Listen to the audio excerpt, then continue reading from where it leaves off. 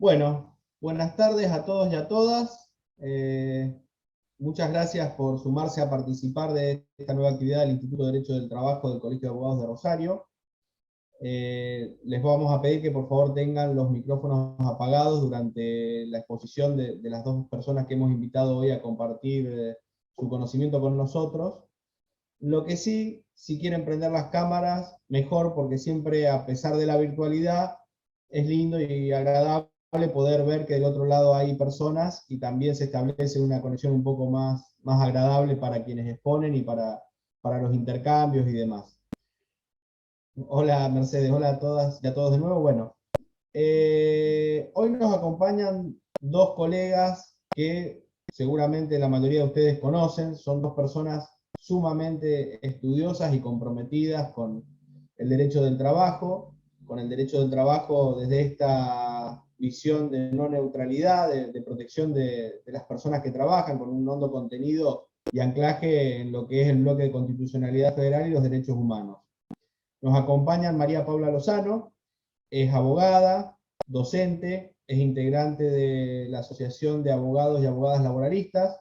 Creo recordar también que es socióloga, si no ella me corregirá, pero bueno, es una persona muy estudiosa, no menos también, o al mismo nivel que el otro de los expositores, que es Juan Orsini. Él es juez del Tribunal del Trabajo número 2 de La Plata, también es docente, integra distintos colectivos, entre otros la Asociación Nacional de Jueces y Juezas del Trabajo. Para no robar más tiempo, los voy a dejar con ellos. Lo que sí quiero aclararles es que las preguntas las vamos a dejar para el final de ambas exposiciones. La idea es, luego de que ellos dos expongan, podamos hacer algún intercambio, puedan evacuar dudas y demás. Así que si quieren, vayan anotando las dudas que tienen, quizás en el transcurso de la exposición tengan su respuesta, y si no, al final de las exposiciones vamos a abrir la posibilidad de que se formulen preguntas y bueno, para enriquecernos todavía un poco más. En primer lugar va a hablar Juan, a quien le cedo la palabra. Bueno, muchísimas gracias, Sebastián. Buenas tardes a todos y a todas. Es un gran gusto poder participar. Ya en otras oportunidades he tenido la posibilidad de estar invitado por el colegio y por la iniciativa de Sebastián, así que esta vez virtual, lamentablemente, pero bueno, nos toca y es siempre un gusto poder estar presente. Bueno, dentro de la distribución de los temas, a mí me toca hablar justamente primero porque voy a hablar un poco más del tema procedimiento competencia en el marco de la ley de riesgo del trabajo y las cuestiones vinculadas a las leyes de adhesión. Tema que parece muy remanido, muy hablado ya, pero que siempre por ahí hay nuevas aristas para poder entrarle, siempre buscando la forma o los argumentos, las herramientas para tratar de garantizar el acceso a la justicia de los trabajadores y las trabajadoras que han sufrido accidentes de trabajo o enfermedades profesionales. Para mí este tema siempre, y voy a hacer una breve introducción más teórica, siempre hay que partir de estudiarlo a partir, valga la redundancia, de, digamos, conceptualizar al derecho al acceso a la justicia del trabajo como una garantía constitucional de los trabajadores y las trabajadoras, ¿sí? Y por eso no hablo de acceso a la justicia a secas, sino de acceso a la justicia del trabajo, porque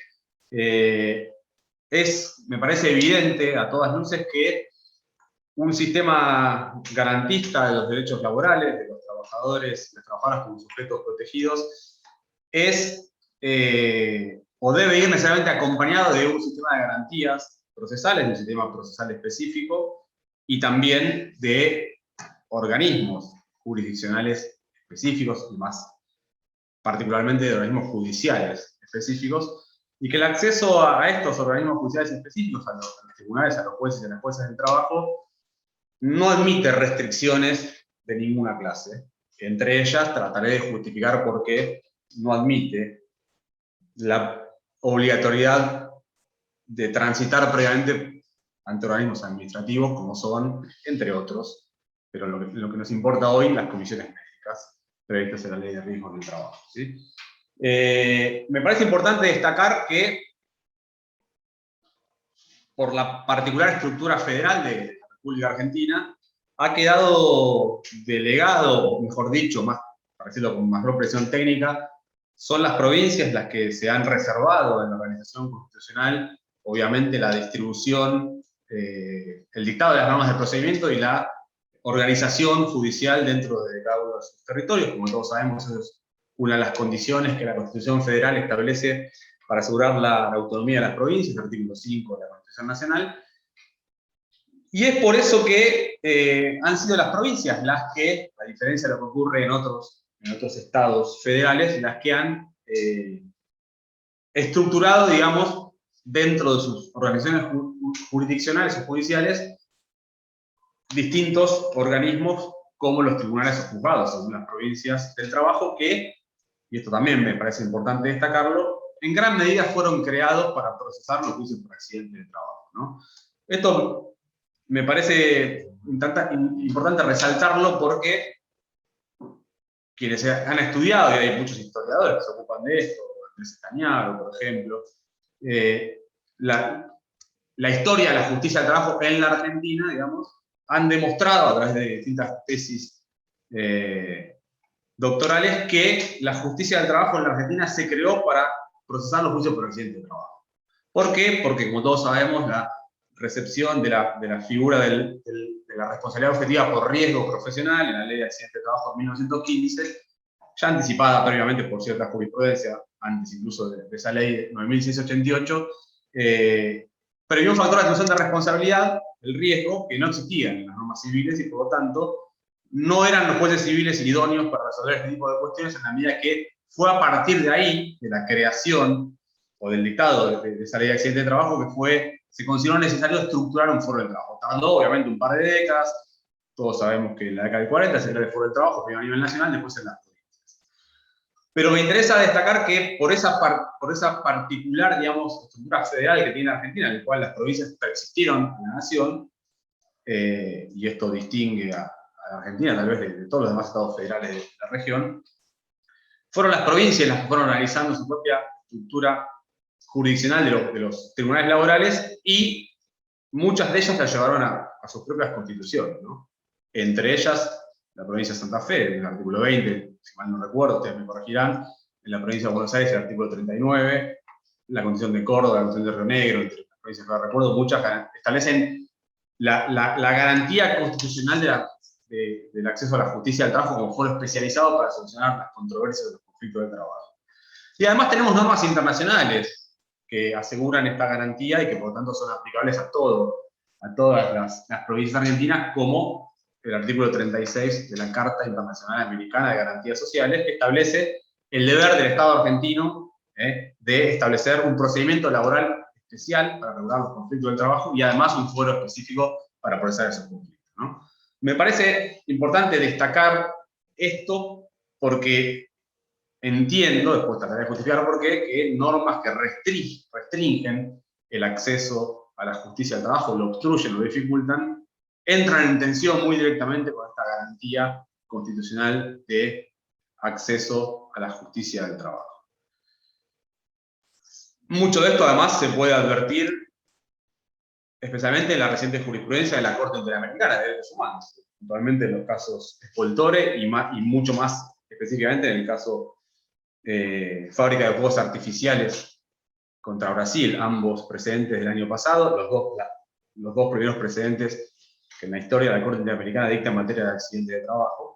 En el segundo de esos precedentes queda bien nítido que hay una obligación de los Estados miembros de la Organización de Estados Americanos, y de los Estados argentinos, obviamente, de establecer tribunales especializados para procesar los conflictos laborales. ¿Por qué hago esta introducción? Porque esta introducción me parece fundamental en la medida en que la corriente de pensamiento de la cosmovisión neoliberal, todos sabemos, considera que los derechos de los trabajadores, o los derechos sociales en general, son un obstáculo para el crecimiento de la economía y la libre circulación de las fuerzas del mercado, y muy inteligentemente, además de establecer normas que eran regresivas respecto de los niveles de tutela de los trabajadores en cuanto a los derechos sustanciales, los derechos de fondo, también instalaron una política muy decidida de ataque a la justicia del trabajo, ¿no? Esto de que podemos tener el mejor derecho del trabajo del mundo, el código, la ley de trabajo más garantista, más protectora del mundo, y si esa ley la hacemos aplicar por jueces no especializados ni sensibilizados por la cuestión social, no sirve de nada, me parece indudable esta idea. Lo leyó mucho mejor el neoliberalismo que nadie más, ¿no? En la medida en que, paralelamente, a partir de los años 90, paralelamente a las normas que iban cuestionando, digamos, mediante reformas legislativas regresivas, mediante interpretaciones regresivas de los tribunales superiores, en el caso argentino, particularmente la Corte Suprema en aquellos años, entendieron que era necesario no solamente, insisto, horadar, degradar la protección de las normas sustanciales laborales, sino también atacar a los, obviamente también a los sindicatos, a los abogados y abogadas de trabajadores, pero particularmente también a los organismos jurisdiccionales encargados de procesar ese conflicto. Esto se hizo mediante distintas estrategias, ¿sí? Una la padecemos en todo el país, es el colapso absoluto de la justicia del trabajo, deliberadamente provocado, no tiene nada de casualidad en aquella época. Otro es la estigmatización de la justicia del trabajo, de los abogados laboralistas en general, de todos los actores del mundo del trabajo, pero muy especialmente lo que nos interesa hoy es el dictado de normas que expropian competencias sustanciales de la justicia del trabajo, ¿no?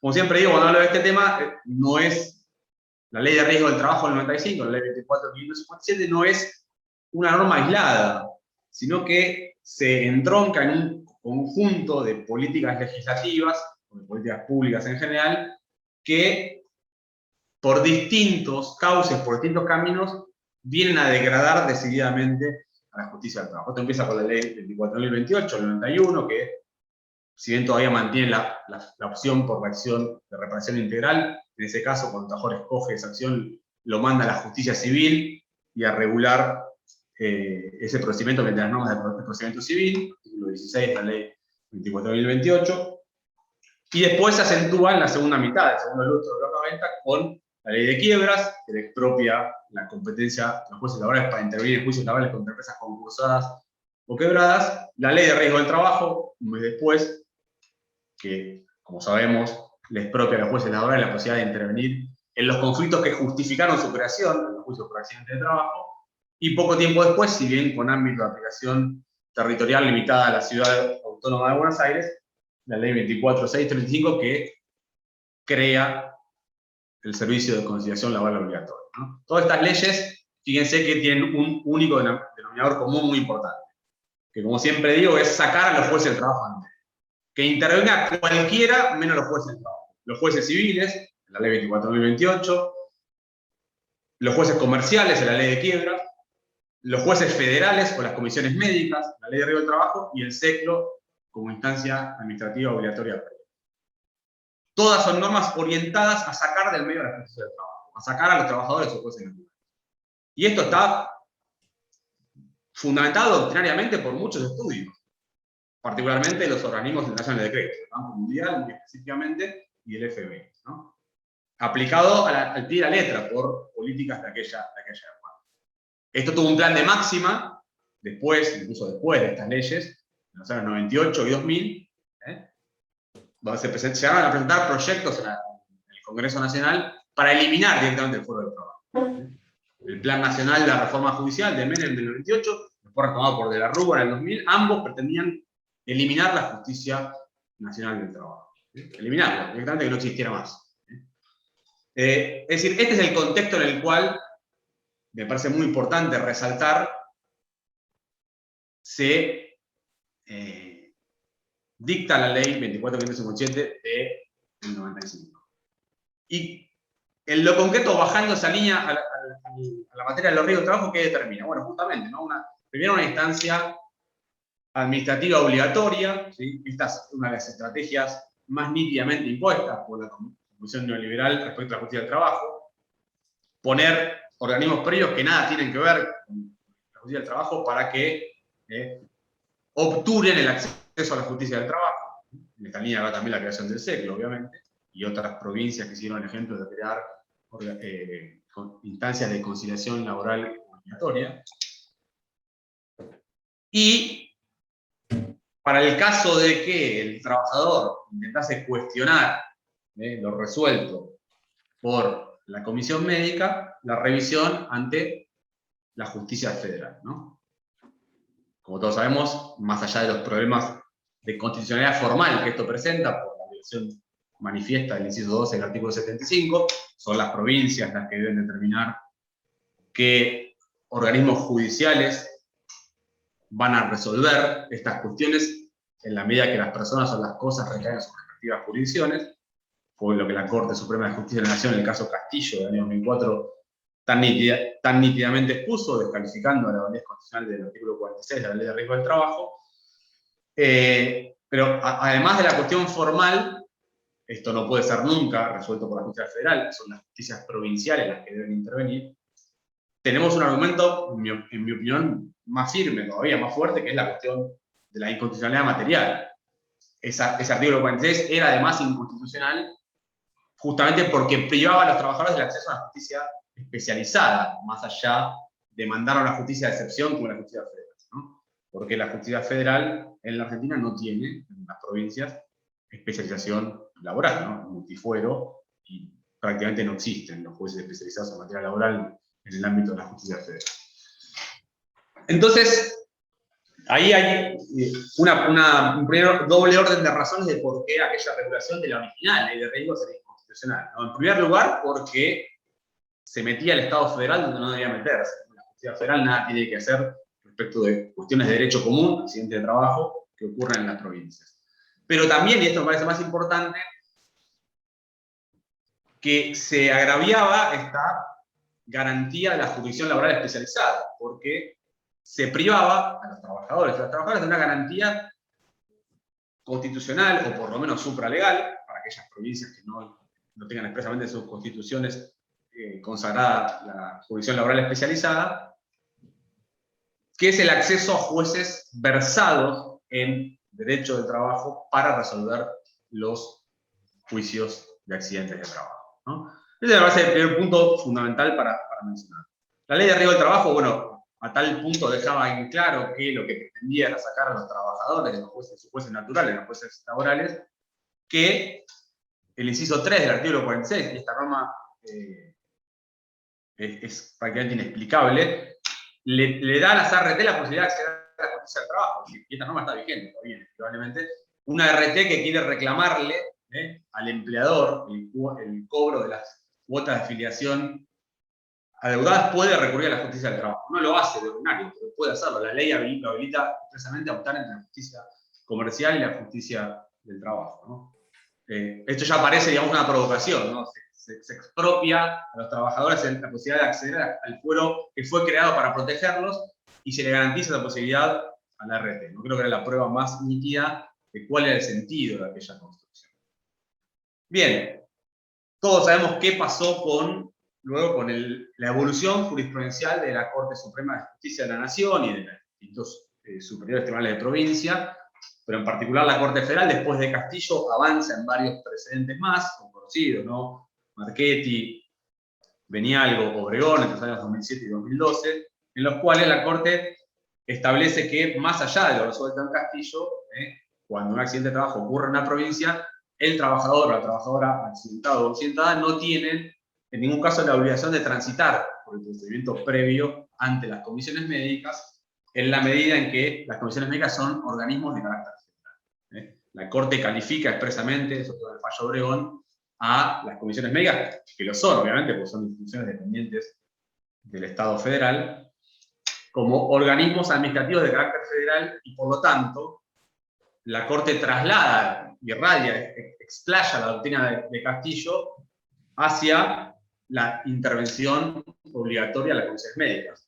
Ningún trabajador ni trabajadora accidentada en el ámbito de las provincias tiene la obligación de transitar previamente por las comisiones médicas. Otra discusión sería en el ámbito de la Ciudad Autónoma de Buenos Aires, porque ahí, más allá de la compleja cuestión de la eventual traspaso de los fueros ordinarios al ámbito del gobierno de la Ciudad de Buenos Aires, toda la cuestión muy compleja que se trae aparejado, el Estado Nacional podría tener residualmente la competencia para legislar sobre jurisdicción en el territorio de la Ciudad de Buenos Aires. Aún así, muchas salas de la Cámara Nacional de Adaptación del Trabajo sostienen que es inconstitucional transitar por las comisiones médicas. Pero bueno, eso puesto como breve digresión. Pero sí me interesa destacar que en el fallo Obregón en 2012 y después en dos fallos posteriores del año 2013, estos un poco menos conocidos, son los fallos Gravina y del Ascua, en estos dos fallos la Corte, reiterando la doctrina de Obregón, los fallos creo que son del mes de agosto, del mismo día, son del año 2013, reitera expresamente que los trabajadores situados en las provincias no tienen en ningún caso la obligación de transitar por las comisiones médicas. Y en estos tres casos, Obregón, Gravina, del Ascua, la Corte revoca sentencias del Superior Tribunal de Justicia de la provincia de Córdoba que había obligado a los trabajadores a transitar por las comisiones médicas. Con lo cual queda claro, y ahí la Corte dice, la Corte en el caso Castillo y en el caso Obregón fue del todo explícita respecto de que la doctrina de Castillo implica, pese a que ahí la Corte no se había pronunciado sobre la validez de los artículos 21 y 22 de la Ley de Riesgos, implica que en ningún caso un trabajador está obligado a transitar previamente por un procedimiento ante organismos administrativos de carácter federal como son las comisiones. Me interesa resaltar además que estos dos fallos, del 2013, Gravina y del Ascua, son fallos que en ambos casos son unánimes. Y además, en uno de ellos votaron los 7 integrantes de la Corte Suprema y en otros 6. Si no son fallos con 3 votos, como salen ahora a veces, y por mayoría, sino son casos en los cuales la unanimidad de la opinión de los jueces de la Corte es absoluta. Y también me interesa destacar que, aunque la Corte cambió su composición parcialmente, como todos sabemos, y cambió también muchos de sus criterios, esta jurisprudencia no solamente de momento nunca fue abandonada, sino que además firmaron esas sentencias 3 de los actuales integrantes de la Corte Suprema, entonces Lorenzetti, Maqueda y Hayton de Nolasco, que hoy harían mayoría absoluta, aunque los otros dos jueces se opusiesen, con lo cual esta doctrina, salvo que expresamente cambien de criterio, debe considerarse vigente, ¿no? Obviamente que viene a cambiar el panorama, porque estos fallos están estructurados sobre la ley previa a la reforma del año 2017, la ley 27.348. Resta ingresar ahora a analizar qué modificó la sanción de la ley 27.348 y si estos argumentos han perdido peso o si mantienen su vigencia aún después, incluso de la sanción de la ley 27.348 en el mes de febrero del año 2017. Bueno, ¿qué cambia la ley del 2017? ¿No? Por un lado, modifica el artículo 46, ¿no? Estableciendo que, si bien sigue siendo obligatorio para la ley el tránsito previo ante las comisiones médicas, la eventual revisión judicial de lo dictaminado por esas comisiones médicas va a tener que hacerse ahora sí ante la justicia laboral de cada provincia. Esta es una respuesta de la ley a la jurisprudencia de Castillo. Y en este punto es correcta la reforma. Lo cierto es que no solamente no modifica los artículos 8, 21 y 22, que son los que establecen la obligatoriedad de transitar previamente por la instancia administrativa ante las comisiones médicas, sino que incluso refuerza la obligatoriedad del trabajador de tener que recurrir a esas comisiones médicas, sosteniendo que esa intervención es obligatoria y excluyente de la intervención de cualquier otro organismo, ¿no? Los artículos 1 a 4 de la ley 27.348 claramente establecen un refuerzo nítido de la obligación de transitar por las comisiones médicas. E incluso agregan, cosa que antes la ley no solamente no decía, sino que la jurisprudencia de manera unánime se había pronunciado en sentido contrario, agrega a la ley que cuando un trabajador pasa por la comisión médica, lo dictaminado por la comisión médica produce efecto de cosa juzgada administrativa, y por lo tanto no puede ser posteriormente revisado por los tribunales de justicia, ¿sí?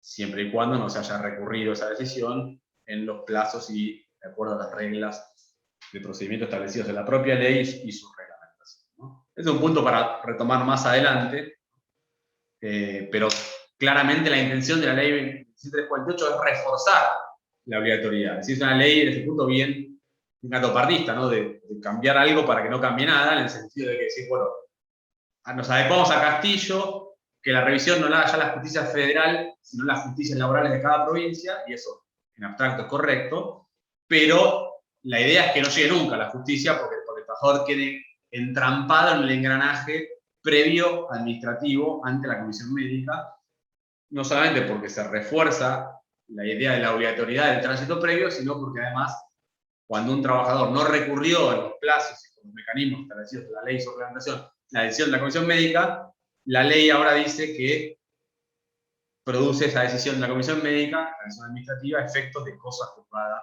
administrativa, y en los términos del artículo 15 de la ley de contrato de trabajo, y por lo tanto no puede haber una revisión judicial si vencieron los términos para impugnar esa decisión, ¿no? Y finalmente, la última novedad es que para resguardar supuestamente la invalidez constitucional que implicaría imponerle a las provincias normas de procedimiento, la ley exige la adhesión de las provincias a este capítulo de la ley sobre competencia para que esto sea aplicable en las provincias. Y muchas de las provincias, no todas, pero una buena parte de las provincias, dictaron esas leyes de adhesión. Por el caso de Santa Fe ha sido la última, la más reciente, pero otras provincias, la provincia de Buenos Aires, otras provincias grandes como Córdoba o Mendoza las habían dictado previamente, y la mayoría de las provincias más importantes en cantidad de poblaciones están vigentes leyes de adhesión, ¿no?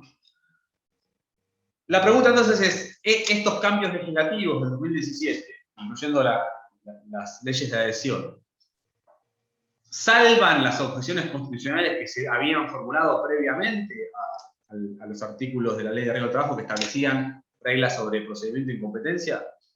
Y la respuesta para mí es que no, ¿no? Este tema, acá se empezaron a dividir las aguas en la jurisprudencia. Antes estábamos todos más o menos de acuerdo en que el sistema de competencia de la Ley de Riesgo del 95 era completamente inconstitucional.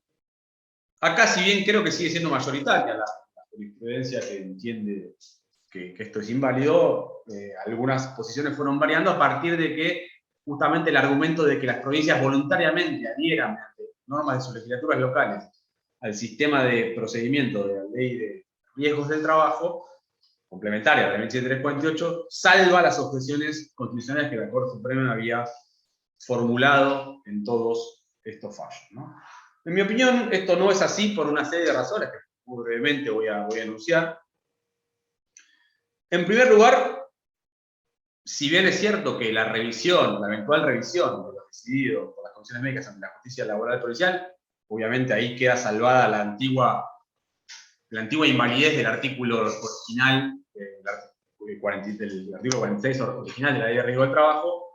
No ocurre lo mismo con los artículos 21 y 22. Los artículos 21 y 22 siguen plenamente vigentes y su contenido además se ve reforzado por los artículos 1 a 4 de la Ley 27348. Y por lo tanto, en primer lugar, sigue vigente el argumento de la inconstitucionalidad formal en relación a la obligatoriedad de la intervención de las comisiones médicas. ¿Por qué? Porque haya o no haya adhesión, las comisiones médicas son organismos federales. Y los organismos federales tienen terminantemente prohibido por la Constitución Argentina, por el inciso 12 del artículo 75, intervenir en el ámbito jurisdiccional, sea jurisdicción administrativa, jurisdicción judicial, para resolver conflictos entre particulares sobre temas de derecho común que ocurren en las provincias, ¿sí? Así como era inconstitucional que interviniera la justicia federal, sigue siendo inconstitucional que intervengan organismos administrativos federales, como la Corte Suprema los calificó expresamente en el fallo Obregón y en los fallos Gravina y del Ascua, ¿no? Esa doctrina, que en mi opinión sigue plenamente vigente, recordemos, sostiene que un trabajador o una trabajadora que se accidenta o se enferma en una provincia no puede ser obligada a transitar un procedimiento ante organismos administrativos del Estado federal. Y las comisiones médicas siguen siendo organismos administrativos del Estado federal.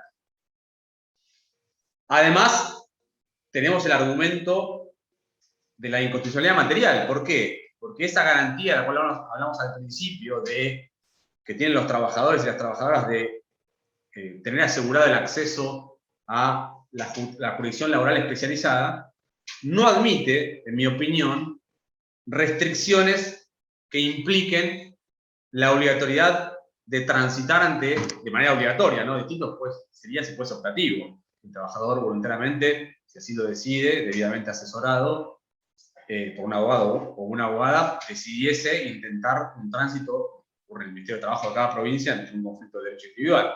Pero lo que no se puede es imponer de manera obligatoria ese tránsito, porque eso afecta, desde el punto de vista material, la garantía de acceso a la justicia laboral especializada, ¿no? Creo que ahí hay una vulneración manifiesta del artículo 36 de la Carta Internacional Americana de Garantías Sociales, y también en las provincias que, como Buenos Aires, o como Santa Fe, o como Río Negro, o como Córdoba, tienen jerarquizada en sus constituciones locales a la justicia del trabajo, también implica una afectación de esa garantía de acceso a la jurisdicción laboral especializada. ¿Y por qué no? En mi opinión, no modifica esto la circunstancia de que la ley exija y se hayan obtenido mediante normas locales las adhesiones de las leyes provinciales. Bueno, en mi opinión esto es bastante sencillo, porque en un Estado federal como el Estado argentino, la finalidad de proteger el federalismo y resguardar las autonomías provinciales debe ser protegida erga omnes, debe ser protegida contra todos. ¿Qué quiero decir cuando digo contra todos? Garantizar las autonomías de las provincias y el federalismo como forma de Estado que adopta el artículo 1 de la Constitución argentina, debe hacerse contra el Estado Nacional cuando es el Estado Nacional el que pretende indebidamente sustraer competencias de las provincias, pero también contra los Estados provinciales, cuando pretenden desprenderse indebidamente de competencias que se reservaron en el Pacto Federal Constituyente. Es decir, las competencias que las provincias se reservaron cuando se conformó la Confederación Argentina, no pueden desprenderse de ellas sin reforma constitucional. No pueden desprenderse de ellas por una contingente integración de una legislatura local. Es decir, para que la nación, mediante organismos federales, como son las comisiones médicas, pueda procesar conflictos de derecho común que ocurren en las provincias, hay que hacer una reforma constitucional que modifique el inciso 2 del artículo 75 de la Constitución argentina. Si eso no ocurre, cualquier ley, sea nacional o provincial, es inconstitucional. ¿Sí? Porque hay una directiva muy clara en la Constitución de que la jurisdicción, el ejercicio de la función jurisdiccional, es de las provincias. Es una competencia reservada expresamente por las provincias al organizarse como Estado federal y Estado argentino. Siempre que hablo de este tema, y esto es una breve digresión, pequeño paréntesis, y acá muchas se me tildan de hereje y acepto la crítica, si me preguntan a mí, creo que esa reforma debería hacerse. Yo creo que debería haber un poder judicial unificado en toda Argentina. Como ocurre en todos los estados federales de extensiones territoriales iguales o mayores que la Argentina. En Brasil es así, en México es así, en Venezuela es así. No hay ningún país del mundo en el cual existan, sacando Estados Unidos, que es una confederación distinta, en el cual existan tantos poderes judiciales como provincias existan. Los poderes judiciales provinciales no existen en ningún estado federal, salvo en Argentina. Para mí esto no es lo ideal, pero no es lo que le gusta a Juan Ignacio Orsini, es lo que dice la Constitución. La Constitución es bien clara respecto de que son las provincias las que tienen que garantizar la administración de justicia mediante leyes de procedimiento y organizaciones jurisdiccionales dispuestas por sus legislaturas provinciales y asegurando además, obviamente, en el caso de los interesados, la especialidad de la justicia del trabajo, ¿no? Ustedes van a Brasil, en Brasil hay una justicia nacional del trabajo que existe, tiene la competencia igual en todo el país. Tiene el triple territorio de la Argentina y funciona perfecto. No, lo ideal para mí sería eso, y no habría además distinciones tan manifiestas de interpretación entre una provincia y otra, reglas de procedimiento tan distintas, etc. Pero eso en la Constitución argentina lo prohíbe terminantemente. Mientras la Constitución argentina no se reforme, eso no se puede hacer, no bajo ninguna circunstancia. Y mucho menos se puede establecer esa competencia que debiera ser, aunque fuesen jueces unificados de todo el país, de una justicia del trabajo, ponerla en cabeza de organismos administrativos no especializados y que además no pertenecen al Poder Judicial, sino al Poder Ejecutivo. Porque acá una de las cuestiones que se olvida al hablar de este tema de comisiones médicas es que las comisiones médicas son el Poder Ejecutivo. Son el Poder Ejecutivo, son la dependencia dependiente de la Superintendencia de Riesgo del Trabajo, que a su vez depende del Ministerio de Trabajo de la Nación. Es decir, un órgano del Poder Ejecutivo. ¿Y qué problema tiene? Que sea, no importa si nos gusta más o menos quién coyunturalmente integra el Poder Ejecutivo, sino que lo que importa es que el Poder Ejecutivo no puede juzgar porque lo prohíbe el artículo 109 de la Constitución Argentina. Juzgan los jueces. Voy a usar la primera persona del plural. Juzgamos los jueces. El Poder Ejecutivo no juzga, no puede juzgar, la Constitución lo prohíbe terminantemente. Entonces, ahí está el problema, ¿no? Insisto, comisiones médicas dependen de la Superintendencia de Riesgo del Trabajo, que a su vez depende del Ministerio de Trabajo, que es un asesor que está a tiro de un decreto del presidente, que obviamente integra el Poder Ejecutivo. Y por lo tanto, ¿cuál es el problema? Que como ocurre en la práctica, las comisiones médicas, sus criterios de resolución de los conflictos, están sometidos a las instrucciones que pueda dar el Poder Ejecutivo. Lo cual tenemos un problema muy grave que atenta además contra la forma republicana del gobierno, ¿no? Volvamos al texto de la Constitución, artículo 99 en adelante, particularmente el sexto lugar, ¿no? La función jurisdiccional es del Poder Judicial, no es del Poder Ejecutivo. Acá tenemos la cuestión, obviamente, de todo el debate, y me parece muy interesante meterse en eso, porque son los argumentos que más he utilizado para tratar de convalidar el sistema de las comisiones médicas, que es que desde larga data, como el viejo precedente de Fernando Arias contra Poste de la década del 60, y la jurisprudencia del caso Ángel Estrada, en el año 2005, la Corte Suprema, ha convalidado que en determinados contextos, cumpliéndose determinados recaudos o requisitos, puedan válidamente diferirse al ejercicio de la función jurisdiccional a el Poder Ejecutivo, ¿no?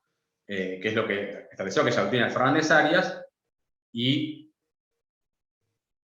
volvió a retomar el famoso precedente de Ángel Estrada, ¿no? Esto se ha utilizado, por ejemplo, en uno de los... no es una sentencia, sino un dictamen, que es el dictamen que elaboró en su momento el antiguo procurador ante la Cámara Nacional de Apelaciones del Trabajo, Eduardo Álvarez, en el fallo, en la causa Burgui, ¿no? Que después fue seguido por la Sala Segunda de la Cámara Nacional del Trabajo y después por otras salas de la Cámara, y que, como fueron los primeros pronunciamientos que existió sobre la ley 27348, ha tomado mucho relieve, y este argumento se utiliza mucho ahí, que como en Fernández Arias y en Ángel Estrada, la Corte Suprema admitió la intervención de organismos administrativos en funciones jurisdiccionales siempre que se cumplían debidos requisitos como el control judicial suficiente, etc. El sistema de las comisiones médicas se adecua a esa doctrina de la Corte Federal y por lo tanto no es inconstitucional, ¿no? Y yo, como siempre digo, creo que los que dicen eso no leyeron la jurisprudencia de la Corte, ¿no? Si uno lee el fallo Ángel Estrada, del 2005, el fallo Ángel Estrada es completamente restrictivo respecto a la posibilidad de admitir la intervención de organismos administrativos en el ejercicio de funciones jurisdiccionales. La admite a condición de que se cumpla una serie de requisitos, ¿no? Que los objetivos tenidos en cuenta por el Poder Legislativo al atribuir esas funciones jurisdiccionales a la administración sean razonables. ¿Se cumple este requisito acá? No. ¿Qué necesidad funcional existe para que en lugar de que los trabajadores puedan ir directamente a los jueces del trabajo tengan que pasar por comisiones médicas?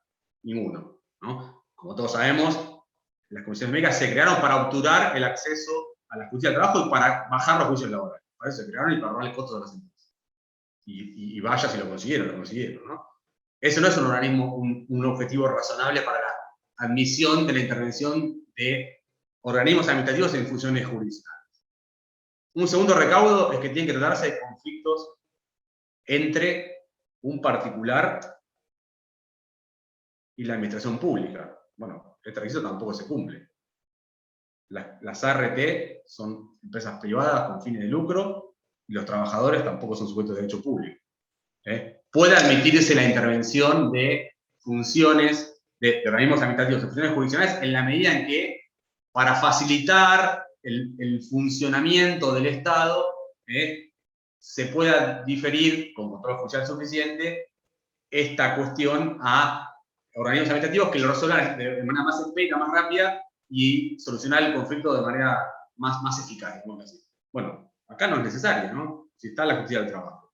Y además, insisto, ni la RT ni el trabajador o la trabajadora son organismos públicos. Pero además lo que falta reseñar es que, al menos en la redacción de la Ley de Riesgo del Trabajo y la Ley 2348 y su reglamentación, el control judicial tampoco es suficiente, ¿no? Ahí se habla de, si bien muchas leyes provinciales después admitieron acciones ordinarias de revisión, si uno se ciñe expresamente a la legislación federal, a la Ley 2348 y su reglamentación, el control judicial claramente no es suficiente, ¿no? Solamente se pueden revisar algunas cuestiones mediante plazos exiguos. Las resoluciones de la SRT exigen determinados pasos procedimentales de muy dudosa validez constitucional, que se apartan, además, de lo que parecen muchas leyes procesales provinciales. Recordemos que el artículo 2 de la Ley 2348 dice que la adhesión implica la delegación no solamente de la función jurisdiccional, sino también de la legislativa, ¿no? Para adecuar, es decir, se le delega al Estado Nacional también la posibilidad de legislar en materia procesal, incluso reglamentando el régimen de peritos, el horario de los abogados, muchas cuestiones que obviamente no son de competencia del Estado Federal. Es decir, se delega la función jurisdiccional, pero también la función legislativa. Y sobre todo, es muy interesante para quienes dicen que una doctrina como la de Ángel Estrada permite convalidar el sistema de las comisiones médicas. Lo más interesante es analizar cuál es la conclusión final de Ángel Estrada. Ángel Estrada declara inconstitucional la norma que hay en juego, por no cumplir los recaudos que la propia Corte estableció como condición para que sean válidos la asignación de funciones judiciales a la administración. Bueno, no es un buen ejemplo el fallo de Ángel Estrada para tratar de salvar la validez constitucional de las comisiones médicas. Y además, me parece a mí, en mi opinión, y empiezo a cerrar, así le doy la palabra a Paula, me parece muy preocupante que se admita que las facultades que las provincias se reservaron al distribuirse las competencias entre la nación y los estados locales puedan ser delegados por una mera ley de las legislaturas locales. Porque el ejercicio de la función jurisdiccional no es, digamos, una cuestión menor, ¿no? Las funciones jurisdiccionales son las tres funciones básicas del Estado, ¿no? Ejecutiva, administrativa y judicial. Tanto que a tantos les gusta hablar tanto de la República, la separación de poderes. Bueno, es esto lo que está en juego, no es una cuestión menor, ¿no? Si la función jurisdiccional debe ser ejercida por el Poder Judicial, permitir que una ley de una legislatura local le transfiera el ejercicio de esa función al Poder Ejecutivo Nacional es altamente preocupante por el caso en sí, pero por las puertas que abre, ¿no? Yo cuando hablo de este tema, e incluso lo digo en mis sentencias, cuando declaro inconstitucional todas estas normas más la ley de adhesión de la provincia de Buenos Aires, me pregunto lo siguiente, ¿no? ¿Cuál es el límite de admitir estas delegaciones por ley local? Porque con este criterio podríamos sancionar, si la legislatura local de cualquier provincia, es un ejemplo absurdo, lo anticipo, pero para ver hasta qué límite se podría llegar, se podría aceptar una ley local de la legislatura que delegue el ejercicio de la función legislativa también, o la ejecutiva, ¿no? Que no gobierna más los gobernadores de provincia, que gobierna el presidente, las políticas internas de cada provincia también, de derecho público local. ¿Cuál es el límite de la delegación? O que el gobernador de la provincia lo elija el presidente o el Congreso de la Nación.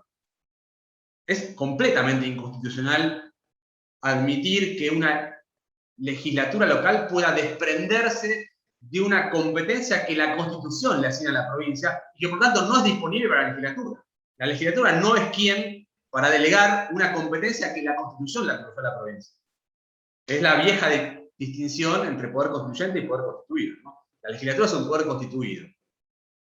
Esto es competencia del poder constituyente y por tanto del pueblo, no de la legislatura, ¿sí? Entonces, ahí hay una cuestión que hace a la esencia de la forma republicana del gobierno. Nunca podría válidamente una ley local transferir al Estado Nacional una de las tres funciones esenciales que tiene el poder público, estatal, en este caso local, en un sistema republicano.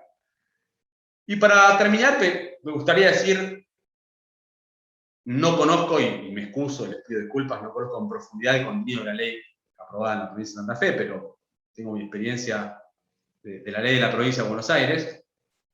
Muchas leyes de adhesión provinciales, ¿sí?, tratando un poco de salvar, la provincia de Buenos Aires hizo esto, tratando un poco de salvar esta cuestión de la muy dudosa validez constitucional de las normas de la ley 27348, lo que establecieron es, en lugar de permitir un recurso de apelación determinado de la Comisión Médica, es permitir una acción ordinaria, un juicio ordinario laboral posterior ante la Justicia del Trabajo, en el cual se pueda discutir ampliamente todas las cuestiones vinculadas al accidente o la enfermedad. La provincia de Buenos Aires no lo hizo en la ley de adhesión, sino que lo hizo en una ley posterior, la ley 15.057 de procedimiento laboral.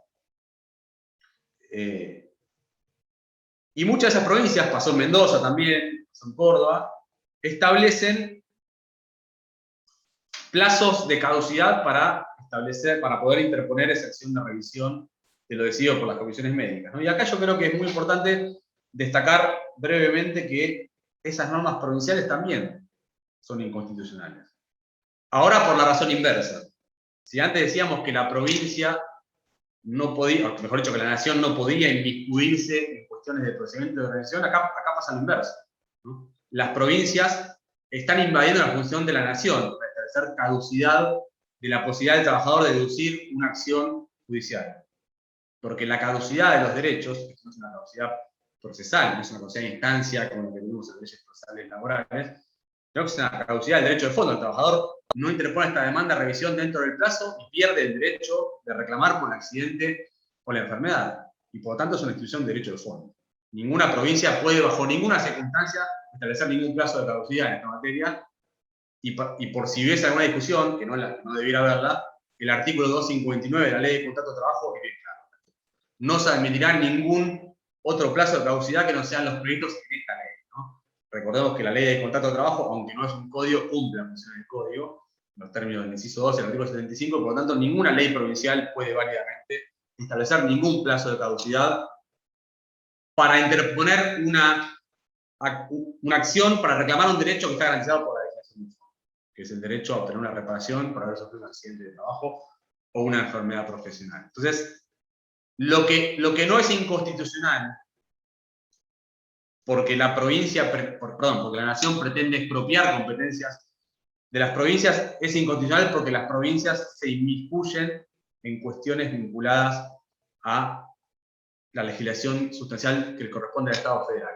Y finalmente, creo que es un tema o un argumento, mejor dicho, que ha quedado un poco fuera del radar de este tema, pero me parece a mí también muy relevante. Esta hibridez que permite la Ley 27348 más las leyes de adhesión, que lo dictaminado por la Comisión Médica pueda ser revisado y desvirtuado por la justicia laboral provincial, si bien parece adecuarse en una primera mirada a aquel dictamen de Castillo, ¿no?, de que la justicia federal no puede intervenir en materia de revisión lo dictaminado por las comisiones médicas, implica un contrasentido muy grande. Esto me parece que siempre ha sido tan advertido por la mayoría de los que se han ocupado de este tema, que es que bajo ninguna circunstancia un juez provincial puede darle una orden a un organismo del Estado federal, ¿sí? Las comisiones médicas son organismos del Estado federal. Y un juez provincial no puede ni revocar ni darle ninguna orden a un organismo del Estado federal, porque eso implica una violación sustancial del artículo 31 de la Constitución. Y lo digo yo como un juez de una provincia, ¿no? Yo no puedo dar una orden o revocar una decisión de un organismo de Estado federal, ¿no? ¿Por qué? Porque eso es una violación manifiesta de la estructura federal del Estado que adopta la República Argentina, ¿no? Es un contrasentido que un juez provincial pueda dejar sin efecto lo dictaminado por un organismo federal. Eso no se vio nunca en la historia de Argentina, ningún tema se ha logrado. Y sin embargo, este engendro que es la Ley de Riesgo de Trabajo, la Ley 2348 y toda la ley de aviación de todas las provincias, todas, de un extremo al otro, inconstitucionales manifiestamente, implican este contrasentido, e incluso algunas leyes, como la de la provincia de Buenos Aires, dicen que nosotros, pero la de Córdoba va por la misma línea, nosotros los jueces provinciales de las provincias, la provincia le podemos ordenar a la comisión médica que cuando dictamina, le notifique al trabajador que tiene la posibilidad de establecer una acción de revisión de la justicia provincial. Otro, digamos, absurdo manifiesto, insisto. Un organismo provincial, en este caso un tribunal provincial, nunca podría válidamente darle una orden a un organismo federal, ¿no? Por eso es que, aunque este argumento tampoco fue tan bien trabajado, antiguamente un sector de la doctrina decía hay que revocar todas las leyes de la Ley de Riesgo del Trabajo, porque si nosotros decimos que es competente la comisión médica, que revise eso la justicia federal tiene lógica, obviamente. Porque sería competente en la justicia federal por persona federal. Si interviene la comisión médica, después tiene que intervenir la justicia federal, eso es lógico. Pero el problema es lógico, pero es inconstitucional. Porque estas son cuestiones que al estar involucradas en el derecho del trabajo, que es derecho común, no pueden ser resueltas por ningún organismo federal, ni administrativo ni judicial. En síntesis, para terminar, creo que no quedan salvadas por la reforma del 2017, por la ley 2348, ni por leyes de adhesión, las manifiestas inconstitucionalidades que la jurisprudencia, incluyendo la Corte Suprema, desde luego, habían establecido en relación a la antigua redacción de la Ley de Riesgo del Trabajo y sus normas reglamentarias. Bueno, no quiero robar más tiempo, así ya escuchamos a Paula. Muchas gracias.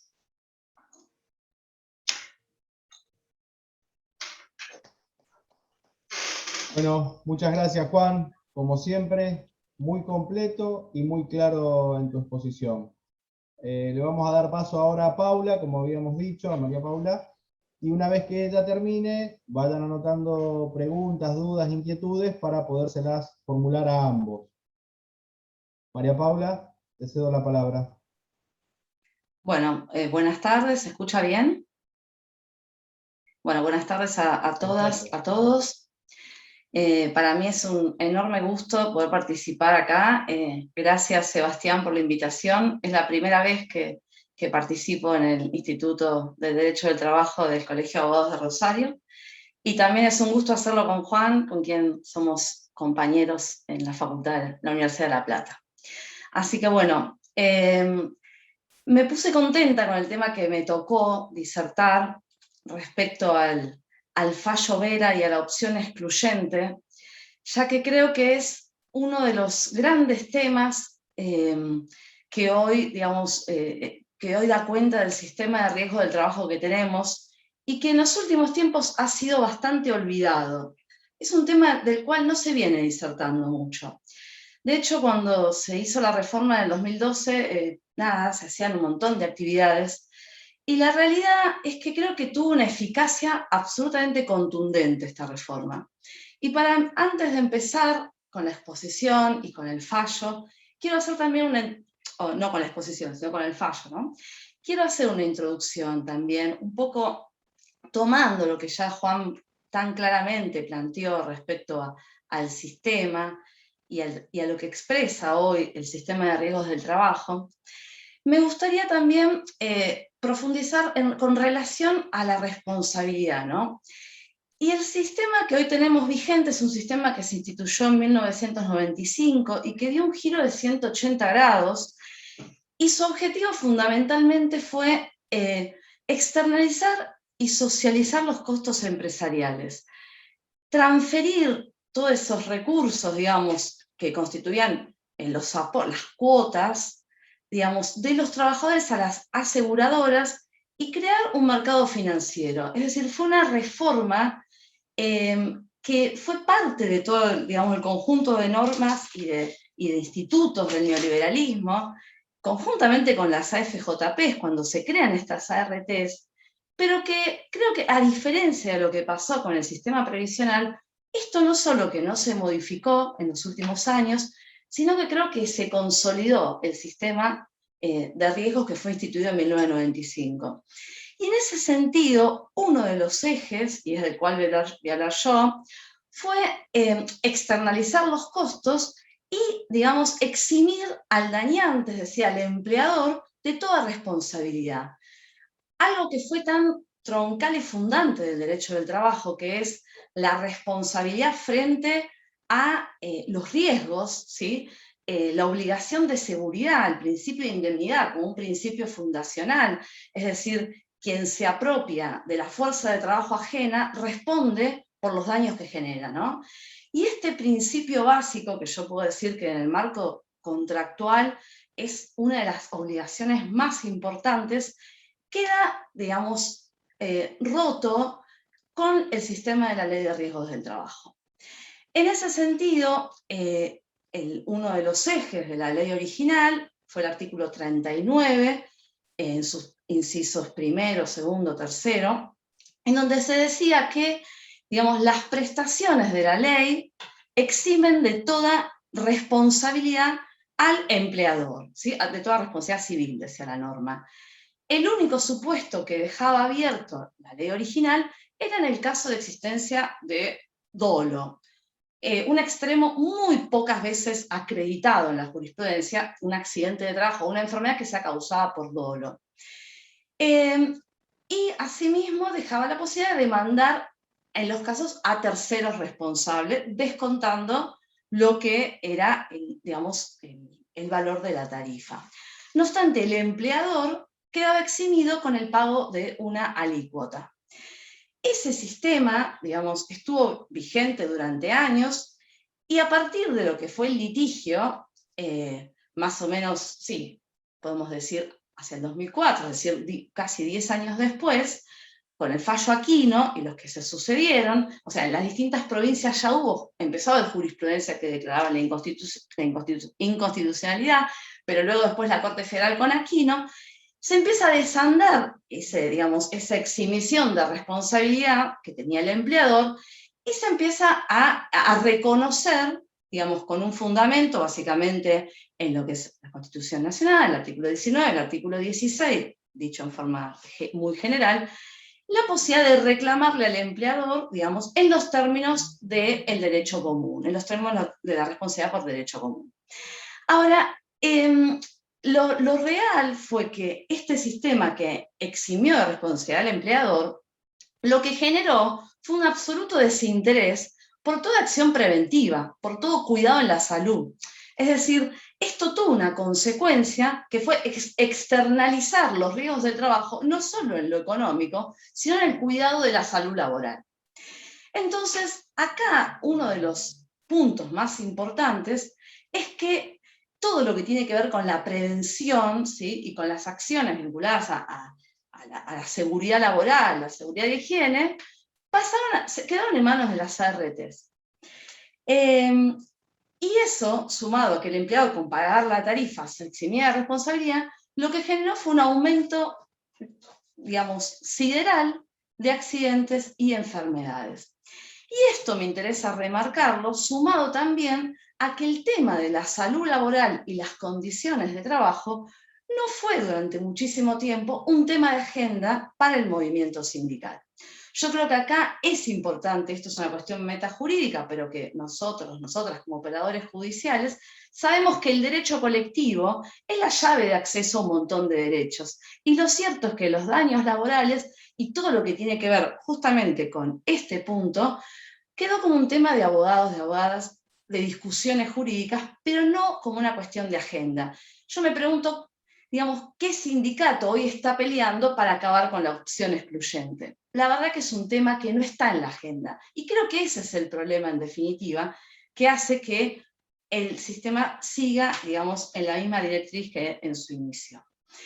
Entonces, después de la jurisprudencia que mencioné antes de la Corte Suprema de Justicia, donde se abrió de manera pretoriana la posibilidad de reclamar al empleador digamos, instando la inconstitucionalidad del artículo 39, lo que empezó a existir, se empezaron a multiplicar las acciones judiciales, inclusive también teniendo en cuenta, ¿por qué? Porque digamos, la tarifa muchos años no las reparaba, pero además muchos hechos que son contingencias, que son accidentes y enfermedades, no están debidamente cubiertos por el sistema. Eso tiene relación con lo que es la definición de accidente y de enfermedad profesional especialmente. Eso es uno de los puntos que mayor litigiosidad fue generando durante años. Y eso lo que hizo es que se genere un movimiento, fuertes lobbies empresariales, especialmente por parte de la UIA, que instalaron, como sucede cíclicamente en el tiempo, esta idea de que el problema es la litigiosidad, ¿no? Es la industria del juicio. Hacia el año 2012, y esto es llamativo porque puedo decir, haciendo un juicio de valor, que en ese momento la mayoría de las normas que se dictaron a partir del 2003-2004 fueron normas que implicaron cierto avance en derechos laborales, en derechos vinculados a la seguridad social, o al menos no retrocesos. Y puedo yo decir, es una opinión personal, que esta es la primera reforma que es claramente regresiva hacia las y los trabajadores, la reforma del 2012, a través de la ley 26.773. Lo que se hizo fue, digamos, bajo ciertos límites absurdos y condicionamientos, ¿sí?, poner fin a esta dispensa patronal que establece el artículo 39, que establecía, pero reinstalando lo que se llama la opción excluyente, que después lo voy a explicar bien. Y eso es lo que versa el fallo Vera. El fallo Vera de la Suprema Corte de la provincia de Buenos Aires. Bueno, ¿qué dice el artículo, esta reforma? O sea, voy a analizar solamente el artículo 4 de la ley 26.773, es decir, no voy a entrar en las otras modificaciones vinculadas al RIT, etc. ¿Qué dice el artículo 4? Bueno, lo que dice es que, me voy a permitir leerlo algunas partes, para quienes no tienen tan presente, dice así: los obligados por la ley 24.557 y sus modificatorias al pago de la reparación dineraria deberán, dentro de los 15 días de notificados de la muerte del trabajador o de la homologación o determinación de la incapacidad laboral de la víctima de un accidente o enfermedad profesional, notificar fehacientemente a los damnificados o sus derechohabientes los importes que les corresponden percibir por aplicación de este régimen, precisando cada concepto en forma separada e indicando que se encuentran a su disposición para el cobro. Entonces dice la norma, los damnificados podrán optar de modo excluyente entre las indemnizaciones previstas en este régimen de reparación o las que le pudieran corresponder con fundamento en otro sistema de responsabilidad. Los distintos sistemas de responsabilidad no serán acumulables. Y dice la norma después, el principio de cobro de sumas de dinero o la iniciación de una acción judicial en uno u otro sistema implicará que se ha ejercido la opción con plenos efectos sobre el evento dañoso, ¿sí? Después dice que las acciones, bueno, esto después lo voy a analizar mejor, que las acciones judiciales pueden iniciarse solo una vez que se recibe dicha notificación. Asimismo, dice este mismo artículo, que en los supuestos de acciones judiciales iniciadas por la vía del derecho civil se aplicará la legislación de fondo, de forma y los principios correspondientes del derecho civil. En este sentido se exigió la adhesión provincial. En la práctica, que yo tenga conocimiento, ninguna provincia ha adherido, y esto quedó reservado a la cuestión de la competencia civil al ámbito de la ciudad de Buenos Aires, de la capital federal. No voy a profundizar el punto de la competencia, ya que el fallo Vera es sobre la opción excluyente, no es sobre la competencia, solo decir que en este sentido sí ha habido jurisprudencia favorable cuestionando la competencia civil. Se destaca el fallo Faguada de la Corte Federal, lo menciono para tenerlo en cuenta, en donde se pone hincapié que cuando la acción se funda en otro sistema de responsabilidad, por ejemplo, el laboral, por ejemplo, en el artículo 75 de la Ley de Contrato de Trabajo, de ninguna manera se puede tramitar en la justicia civil, es decir, se restringe, en principio, de manera indirecta, estos trámites solo cuando la acción se fundamente nada más que en las normas del derecho civil. En esto también hay un dictamen muy bueno del procurador Abramovich. Pero no lo digo a modo de digresión, nada más. Continúo con el tema de la opción. En la misma ley 26.773, esto lo menciono ahora para tenerlo en cuenta, después retomarlo, aclara que qué cuestión no implica opción, ¿sí? Por un lado, la percepción de prestaciones dinerarias, es decir, vinculadas a salarios, la llamada ILT, por un lado, o la complementaria de la gran invalidez. Lo mismo la percepción de prestaciones en especie, tampoco se considera que se está haciendo ejercicio de la opción en estos casos. Y después dice el artículo 6, ¿sí? De la ley 26.773, estoy hablando, que cuando por sentencia judicial, conciliación o transacción, se determine, ¿sí?, que la RT, se determine la reparación con otro sistema de responsabilidad, en estos casos sí, la aseguradora de riesgos del trabajo va a tener que depositar en el respectivo expediente judicial el importe que hubiera correspondido según este régimen, con más los intereses correspondientes. Eso aclara el artículo 6. Asimismo, que la RT debe contribuir al pago de las costas, en proporción a la parte del monto indemnizatorio que le hubiera correspondido. Bueno, después voy a volver sobre esto porque es una cuestión bastante contradictoria y absurda. Es una garantía para el empleador, este punto. Bueno, después dice el mismo artículo 6 que si la sentencia resulta por un importe inferior al que hubiera correspondido abonar por aplicación del régimen de reparación, el excedente se debe depositar a la orden del fondo de garantía. Otra cuestión tremendamente criticable que después voy a volver sobre eso. Es decir, no queda para la persona damnificada, que ya se le había reconocido cierta incapacidad en los términos sistémicos, sino que es una especie de castigo por haber tenido, por ejemplo, un resultado inferior en este juicio, en este pleito. Bueno, sobre el artículo 17, inciso 2, que establece la competencia civil, como decía antes, no me voy a explayar, y voy a entrar en los argumentos que da la Suprema Corte de Buenos Aires en el fallo Vera Isabel contra el fisco de la provincia de Buenos Aires. Es un fallo de este año, de mayo de este año, y es sencillo, es interesante, es a través del voto de la doctora Cohen, a quien adhieren los otros 3 colegas, y lo que dice en forma sintética es: se declara la inconstitucionalidad de la opción excluyente. Básicamente, después voy a desarrollar los fundamentos, se dice, bueno, así como el intentar, ¿sí?, una reparación plena no puede implicar la renuncia a los mínimos irrenunciables, tampoco la percepción de las prestaciones dinerarias puede significar, ¿sí?, la posibilidad de procurarse una reparación integral. Es como pone un poco las cosas en orden, digámoslo así, ¿no? ¿Y en qué lo funda la Suprema Corte? Bueno, en primer lugar, analiza que el artículo 4 de la ley 26.773 viola el principio de progresividad y no regresividad. Antes que nada, quiero hacer una aclaración muy importante. En este fallo se aclara que los hechos justamente versan sobre un momento en donde no estaba vigente la ley 27.348. Esto sí es importante tenerlo en cuenta porque la Suprema Corte lo dice en el fallo, que se va a expedir sobre hechos anteriores, con lo cual no era aplicable la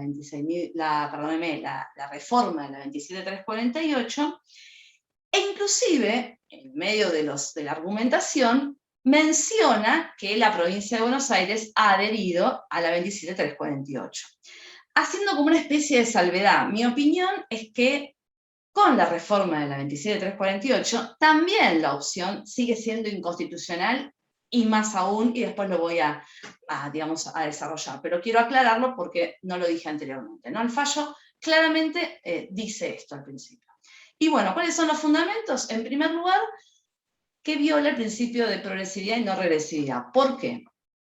Desarrolla una evolución histórica desde la primigenia ley 9688, en donde en esta norma se establecía una opción excluyente con renuncia, Esto es importante destacar algo cuando se dicta la ley 9688, que es una ley de avanzada en materia de accidentes de trabajo, porque establece una responsabilidad objetiva. El responsable era el empleador, es decir, el sujeto obligado era el empleador. En ese sentido, la lógica de la opción, que también es criticable, sin dudas, tenía que ver, creo yo, con decir, bueno, si se acepta una reparación tarifada contra el mismo obligado, después no se puede hacer contra el mismo deudor, ¿sí?, una acción fundada en otro sistema de responsabilidad. Es decir, el deudor era el empleador, el aseguramiento era voluntario, era otro sistema, ¿sí? Es un sistema de responsabilidad individual donde se podía contratar un seguro, pero de manera voluntaria.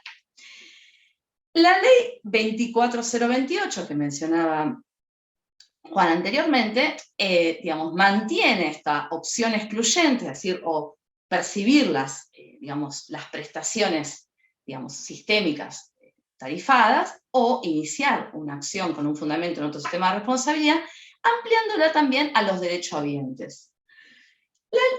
Luego, cuando se derogan estas normas y se establece la ley 24.557, con el artículo 39, si bien se estableció esta exhibición de responsabilidad que antes mencioné, lo interesante es que en los casos hipotéticos de dolo, que son prácticamente, casos de manual, porque no se han dado muchos, no estableció en ese caso el supuesto del deber de optar de manera excluyente, sino que admite el cúmulo. En el caso de dolo, en el artículo 3 lo dice claro, en el artículo 1 y en el 3, e inclusive en los casos de que exista responsabilidad de un tercero, ¿sí?, se permite reclamar al tercero los daños no cubiertos por la tarifa, explicitando en el inciso 4 que se deberán deducir los importes percibidos, en términos sistémicos. Con lo cual, la ley 24.557 no estableció, la opción, o derogó, podemos decir, esta opción que se decía que existía una tradición legislativa. Esto se dice generalmente en la doctrina.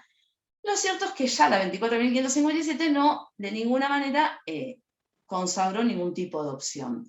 Y la jurisprudencia posteriormente, fundamentalmente, a partir del fallo Aquino, Díaz, hay muchos fallos, pero podemos mencionar en lo que hace a la posibilidad de acumular las pretensiones, el fallo Yosco Raúl con Irmi, que es del 2007, y el fallo Cachambi también, que es del mismo año.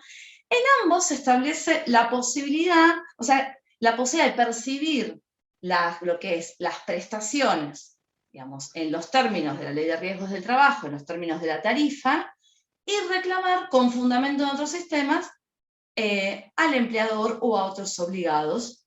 En esos supuestos, lo que se terminó consagrando en la jurisprudencia mayoritaria es una especie de cúmulo relativo, ¿no? O sea, se deduce lo que se percibe por parte de la RT del monto total. Entonces, eso en la mayoría de la jurisprudencia lo estableció de esa manera.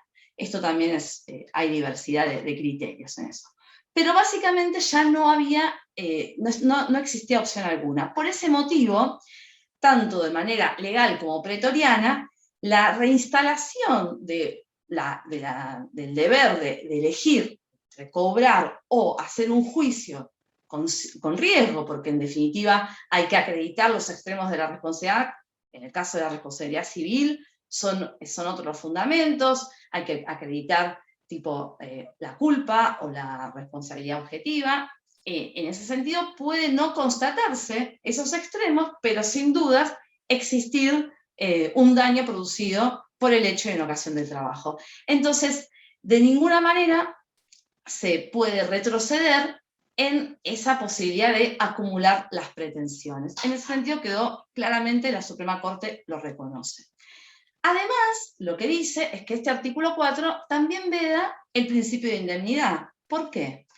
Bueno, porque en definitiva, para que se garantice plenamente el principio de indemnidad, si una persona sufre un daño en su salud, en su integridad física, psíquica o espiritual, no tiene que, digamos, que quedar ningún daño sin resarcir. Y si queda algún daño sin resarcir, en ese sentido, no se garantiza plenamente justamente este principio. Es decir, la imposibilidad de acceder a una reparación integral de la persona accidentada o que ha sido enferma en el marco de un contrato de trabajo, viola este principio fundacional. La Corte Federal, también en un pronunciamiento muy interesante, Rodríguez Pereira, ¿sí? Rodríguez Pereira con Ejército Argentino, que es del año 2012, claramente dijo que la violación del deber de no dañar genera la obligación de reparar todos los daños causados, y si queda algún perjuicio susceptible de apreciación pecuniaria que en cierta forma afecta a otra persona en su patrimonio de derechos y no ha sido reparado, en ese sentido no se garantiza plenamente lo que es esta protección, este derecho constitucional, ¿sí? Entonces, básicamente también en este pronunciamiento se dice que en un sistema especial, ¿sí?, no puede de ninguna manera, digamos, recortar un resarcimiento integral, ¿sí? La aplicación de un sistema especial, como es el sistema de riesgos del trabajo, no puede ir en desmedro la posibilidad de hacer un reclamo o de percibir una reparación plena. O sea, si subsisten daños, en definitiva no se satisface adecuadamente el derecho a la reparación. Y hay que tener en cuenta que el principio de reparación plena, que está consagrado claramente en nuestra Constitución, en el artículo 19 de la Constitución Nacional, y hoy por hoy en la mayoría de los instrumentos internacionales que tienen carácter supralegal y constitucional, también se encuentra consagrado en el Código Civil Comercial. Y para los trabajadores y las trabajadoras es de aplicación también. No es admisible que la protección o la normativa especial, ¿sí?, o sea, la razón de ser del derecho social es la mejor protección de la persona trabajadora, lo que no podía ser el derecho común, ¿no?, como dice Alan Supiot. No tiene justificación que la protección, la especialidad, quite derechos que gozan todas las personas, ¿no? Y por ejemplo, si para todos los ciudadanos y las ciudadanas hoy se encuentra consagrado en el Código Civil Comercial, en el artículo 1740 en particular, el principio de reparación plena, no es admisible que para los trabajadores, justamente, quienes deberían tener mejor protección por el 14 bis, por ser sujetos de preferente tutela, se les recorte justamente la posibilidad de acceder a una reparación o se le exija una conducta heroica para lograrlo, ¿no?, como es la imposición de una renuncia. Este principio también de reparación plena o de restitutio in integrum ha sido claramente reconocido por la Corte Interamericana de Derechos Humanos. Hay varios pronunciamientos, y me interesa destacar uno, Loaiza Tamayo, en donde la Corte ha garantizado y se ha expedido sobre qué implica, y el principio de reparación plena inclusive implica retrotraer la situación al estado anterior, es decir, la reparación in natura.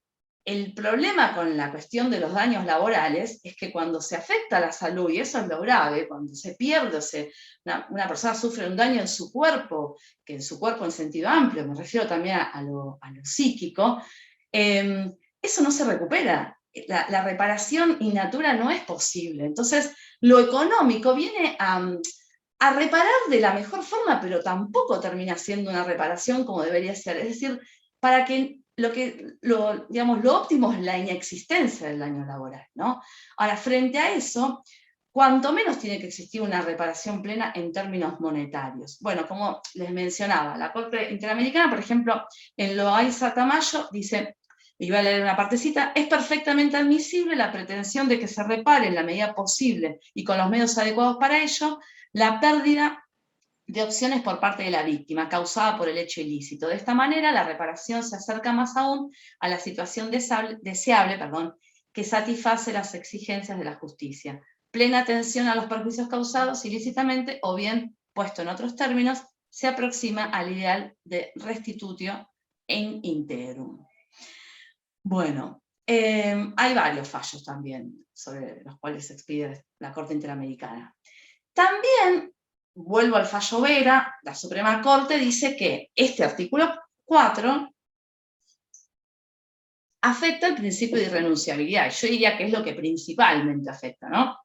Otro de los principios fundacionales del derecho del trabajo, el principio de renunciabilidad, sabemos que si se admitiesen las renuncias en una relación donde hay asimetría, donde la persona tiene una situación objetiva de necesidad, porque sin remuneración en el sistema capitalista de producción, para quienes no son dueños de los medios de producción no pueden subsistir. Si no existiera la prohibición de renunciar, las renuncias terminarían en el punto de la derogación del orden público. Y de hecho, bueno, con esta reforma un poco pasa eso. Esta opción excluyente en la práctica hizo que bajen drásticamente los juicios contra los empleadores. O sea, prácticamente no hay fallos de este tema del artículo 4. Bueno, esto es otra digresión, ¿no?, que hago. Hay muy pocos pronunciamientos. Y yendo a cómo afecta el principio de renunciabilidad. ¿Por qué dice la Suprema Corte? Bueno, en principio, dice este principio se encuentra vinculado al principio protectorio, al artículo 14 bis, la Constitución Nacional, consagrados en el caso de la provincia de Buenos Aires en la Constitución Provincial, en el artículo 39, y dice, esta disyuntiva de cobrar, ¿sí?, rápido, o dice la Suprema Corte relativamente rápido, o demandar con el riesgo que implica, como antes yo lo explicaba, ¿qué significa? Una abdicación, es decir, una renuncia gratuita, sin contraprestación ni beneficio alguno. ¿Por qué? Porque en definitiva lo que se está exigiendo es, bueno, percibir, si se percibe la suma, la tarifa, no se puede intentar ni siquiera la reparación integral, porque tampoco se encuentra garantizada, ¿sí? Entonces es la renuncia frente a la nada misma. Y en ese sentido, bueno, ¿qué dice el 14 bis? El 14 dice que el Estado otorgará los beneficios de la seguridad social los que tengan carácter integral e irrenunciable. Y el sistema de riesgos del trabajo, a partir del año 95, ¿sí?, se insertó en la seguridad social, se insertó como parte de un subsistema de seguridad social. Es una cuestión que se puede discutir, podemos estar de acuerdo o no. Lo cierto es que la propia ley de riesgos del trabajo se reconoce como parte de un subsistema de seguridad social. La 26.773, si bien cambia el lenguaje, habla de indemnizaciones, no modifica el artículo 11 de la ley 24.557. Y el artículo 11 de la ley 24.557 dice que las prestaciones dinerarias van a gozar de las franquicias y privilegios de créditos alimentarios y que serán irrenunciables, que no pueden ser cedidas ni enajenadas. Este artículo, que es tan claro, está vigente y no se derogó ni en el 2012 y con la última reforma menos. ¿Por qué digo menos? Porque esta reforma, la 27.348, claramente vuelve a mencionar el sistema de riesgo del trabajo como un subsistema de la seguridad social. Entonces, el artículo 4 claramente colisiona con el carácter de irrenunciable, es decir, exige establece la renuncia a cuestiones que no se pueden renunciar de ninguna manera, que está totalmente vedado. Y lo que hay que tener en cuenta es que la persona que sufre un accidente de trabajo o una enfermedad no solo está en una situación de asimetría propia de cualquier relación laboral, sino que en realidad está en una doble situación de vulnerabilidad, porque la situación de estar accidentada implica después no saber cómo te vas a poder reinsertar en el mismo puesto de trabajo, incertidumbres respecto a la continuidad, implica más gastos para esa familia, tener que acceder a medicamentos. Si bien el sistema dice que debe cubrir todos esos gastos, las prestaciones, lo cierto es que sabemos que los incumplimientos de las RT son muchísimos, y la realidad es que es cuando esa situación de sufrir una contingencia debería ser un momento en donde la persona tiene más protección y no donde se le exige una opción que tiene, digamos, en el fondo una exigencia de cual si fueses un héroe, ¿no? O sea, implica una situación en la que decir, bueno, ¿cobro esto o demando con el riesgo que eso puede implicar, ¿no? Y bueno, y el sistema no puede avalar, digamos, actitudes heroicas como modo de acceso a derechos. O sea, eso de ninguna manera. Y lo otro que hay que tener presente, producto de esta situación de doble necesidad, ¿no? Una es la propia relación laboral, otra es por la situación de accidentado o enfermo, es que la libertad está totalmente condicionada. Entonces no hay una libertad, es decir, esa voluntad para poder elegir es nula prácticamente, con lo cual lo que impera es una situación de necesidad. Entonces, de ninguna manera se puede admitir la validez de optar o elegir en esa situación. Entonces, esta opción con carácter excluyente es inconstitucional. Hay algunos autores que dicen que, bueno, que la norma no habla de renuncia, con lo cual no sería una renuncia. Bueno, yo personalmente creo que claramente lo que la norma dice, o sea, establece es un sistema de renuncia. Con lo cual, podemos plantear en las demandas que es inaplicable, pero también hay que hacer el planteo de inconstitucionalidad a mi modo de ver. Después, la Suprema Corte dice que se viola el principio de igualdad ante la ley. Bueno, ¿y por qué sería esto? Porque, en principio, si la persona lleva adelante un juicio y resulta derrotada, después va a tener, según los artículos que antes mencioné, los artículos 4, 5 y 6 de la, perdón, 5 no, 4 y 6 de la 26.773, va a perder derecho a todo resarcimiento. Eso es un castigo, es una represalia por litigar directamente. ¿Por qué? Porque si en los términos sistémicos ya se te había reconocido una incapacidad, es decir, habías tenido una minusvalía justamente en ocasión del trabajo. ¿Cuál es la razón de ser? Que después, si perdés el juicio con fundamento en otro sistema de responsabilidad y queriendo acreditar la atribución de responsabilidad con otros parámetros y con otras exigencias, y no pudiste hacerlo porque tal vez fracasó la prueba testimonial por todos los imponderables que implica un litigio, ¿cuál es la razón de ser que también se pierda el derecho a percibir las prestaciones sistémicas? Bueno, eso no tiene ninguna lógica directamente. En cambio, si el trabajador o la trabajadora gana el juicio, ahí lo paradójico y lo curioso es que ahí sí reaparece el cúmulo, según el sistema. ¿Cómo reaparece? Para garantizar al empleador, para garantizar ese dinero. Entonces, parecería que, digamos, la prestación dineraria que tiene un carácter de seguridad social pasa a ser una garantía para el empleador dañante, nada más, ¿no? En ese caso, la RT paga una parte y el empleador la diferencia.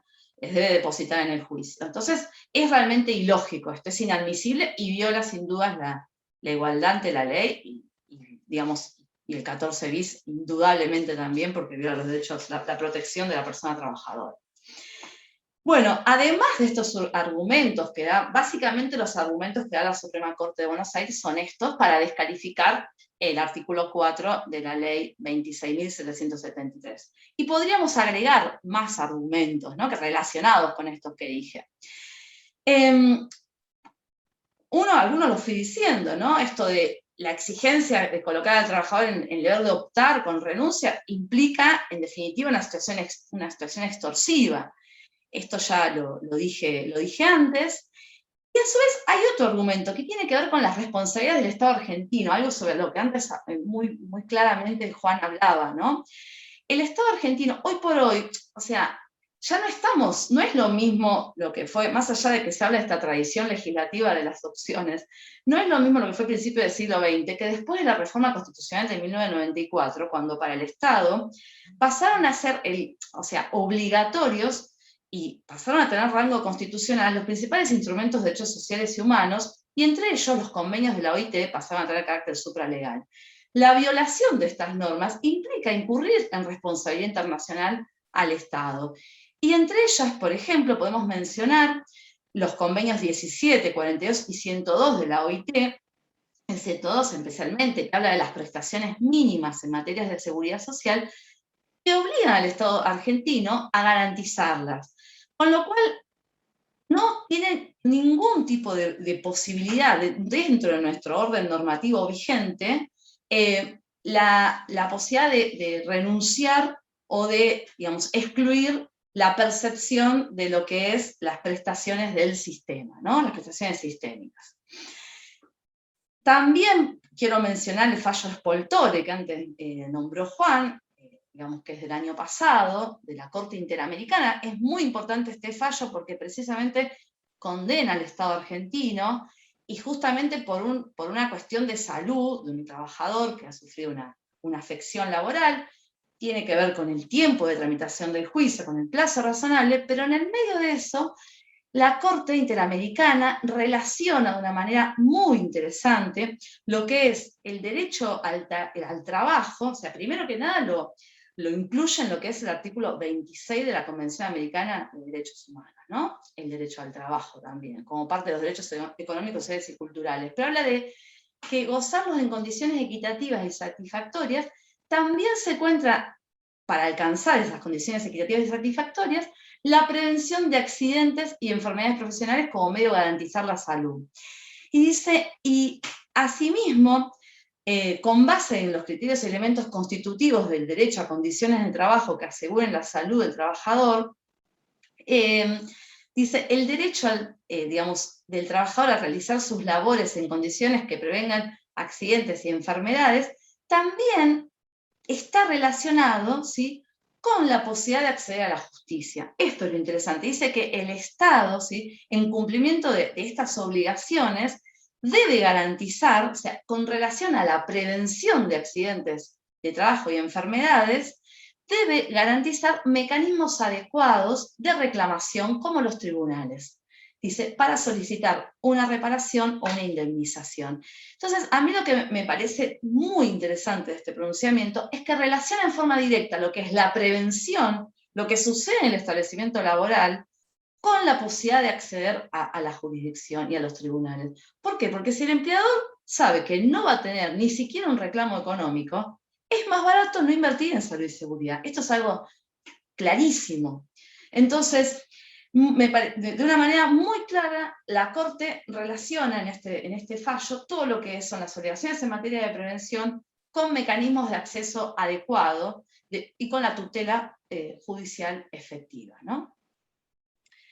Bueno, asimismo, me gustaría hacer también una crítica a esto del artículo 6 que antes mencionaba, respecto digamos, a lo absurdo de que la ART tenga que depositar en el expediente judicial administrativo, digamos, la parte vinculada digamos, a las prestaciones, a lo que ya se había reconocido en el sistema, estableciendo un cúmulo a favor del empleador, cuando, digamos, en ese caso, el trabajador logra acceder a un resultado favorable. En este sentido, el esquema de la ley prácticamente va en contra de lo que, digamos, de la protección de la persona trabajadora. Bueno, ¿qué más podemos decir frente a eso? Y también lo que vuelvo a repetir, es absurdo, es que en el caso que el juicio se pierda, esta persona no pueda gozar ni siquiera de las prestaciones sistémicas. Yo creo que ahí hay un punto que no resiste el menor análisis.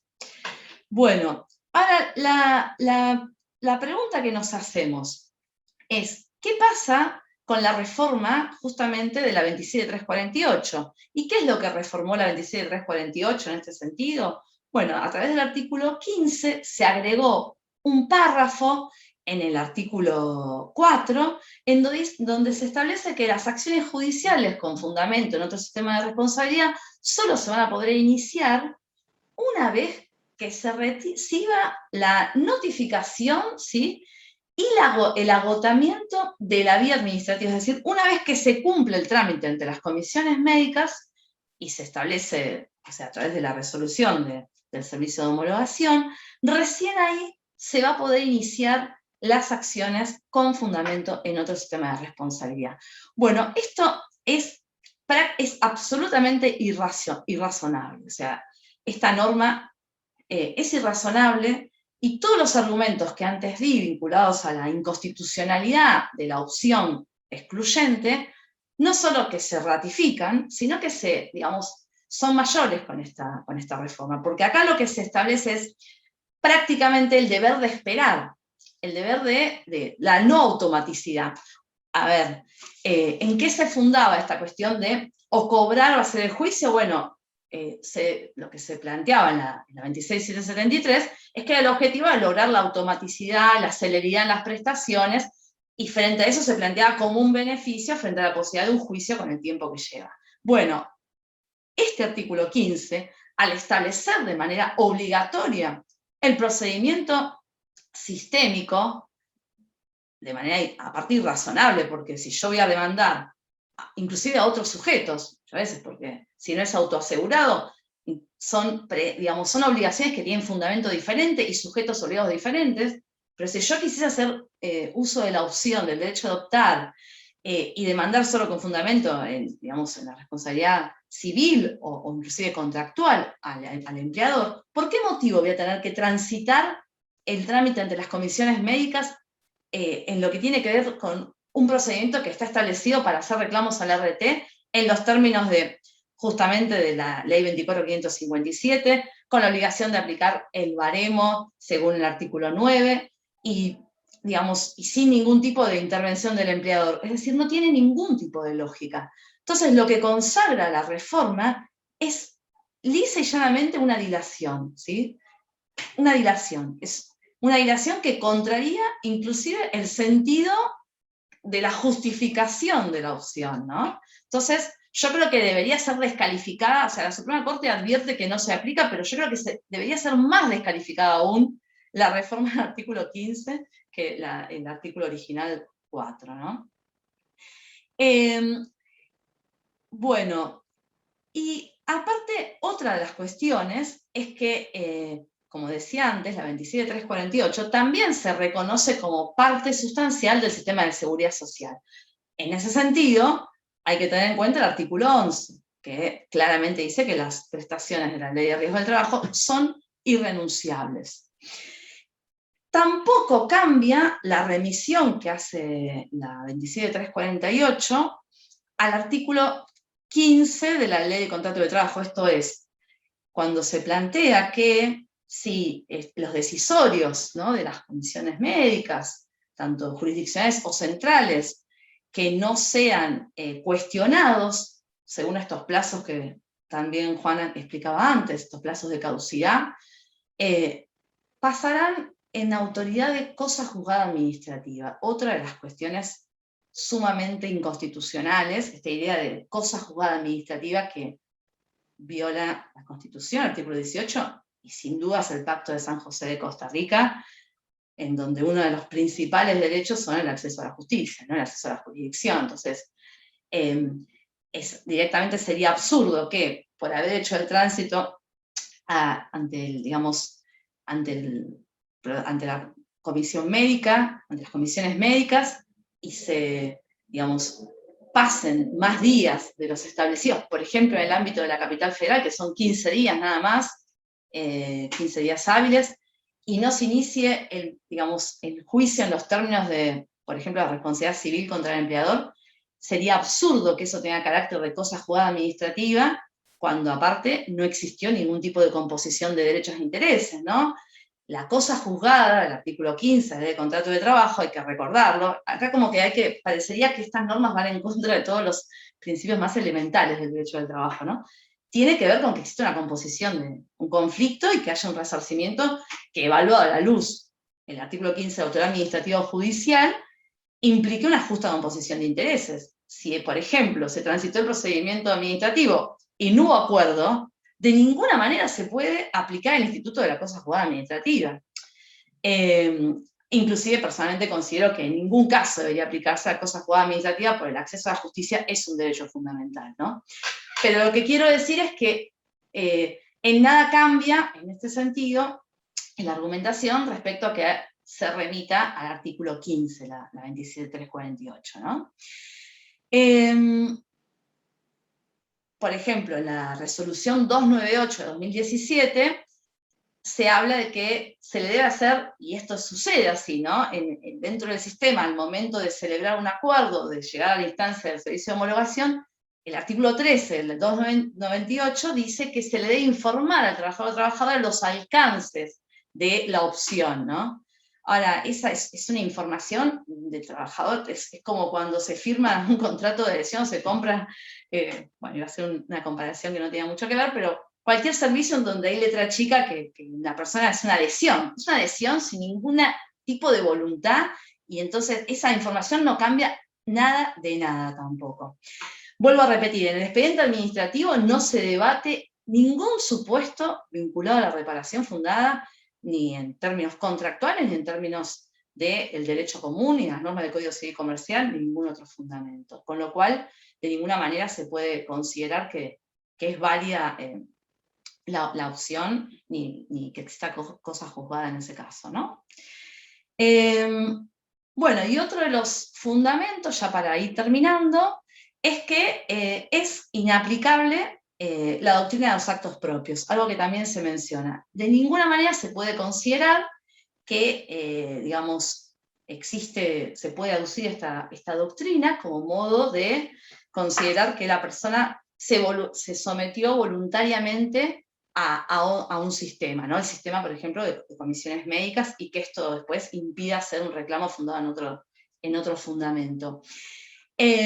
¿Y por qué básicamente? Bueno, porque la doctrina de los actos propios, en primer lugar, para el derecho del trabajo no resulta aplicable por la asimetría, por la falta de voluntad, pero también porque acá estamos en presencia, no es una cuestión económica pecuniaria, es una cuestión, son derechos individuales de otro tipo, no tienen que ver con lo económico, y no hay sometimiento voluntario de ninguna manera, hay un estado de necesidad, y el tránsito por la instancia administrativa, en definitiva, es un tránsito obligado por la norma, no hay opción, no hay ningún tipo de elección. Así que bueno, para ir cerrando ya, lo que puedo decir es que bueno, el fallo Vera de la Suprema Corte de Buenos Aires es un fallo, en ese sentido, favorable, porque ha declarado la inconstitucionalidad del artículo 4, y que esa jurisprudencia corresponde que se reitere cuando se juzgue un caso vinculado a la 27348, por todos los argumentos que fui dando, y también que la realidad es que la reforma de la 26773 ha tenido eficacia, y esto es algo que es importante tenerlo en cuenta, porque lamentablemente han disminuido muchísimo los juicios contra los dañantes, digamos, contra los empleadores, pero no ha sido de la mano de mejora en las condiciones de trabajo, en las condiciones de salud y seguridad. A mi modo de ver, sería ideal que no existan más juicios, pero sería ideal que no existan más juicios si no hay más causas que los motiven. Sabemos que el juicio, cuando hay un daño en la salud, en realidad repara, como decía antes, en algo, ¿no?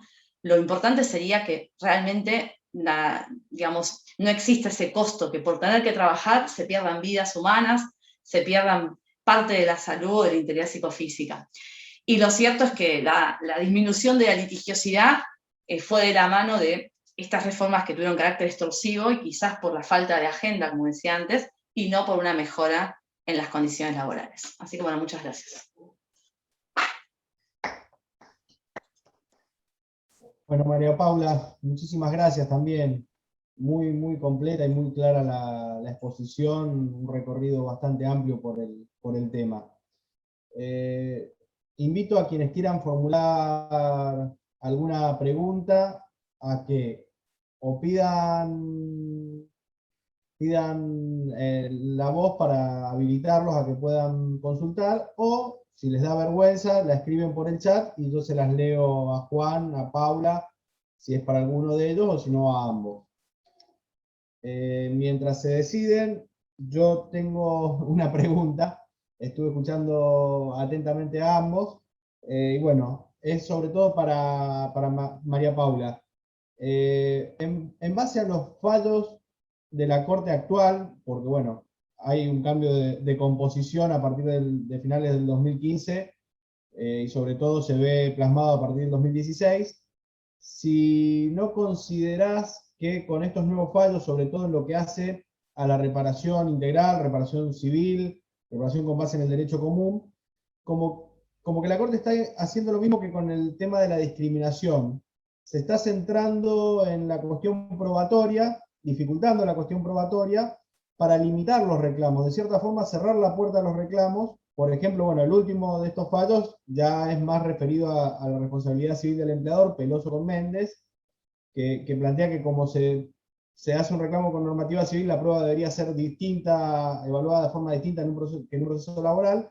Pero después, bueno, hay otros fallos anteriores también muy recientes, Juárez Confederación, Balota con Galeno, y otros de años anteriores como Rodríguez.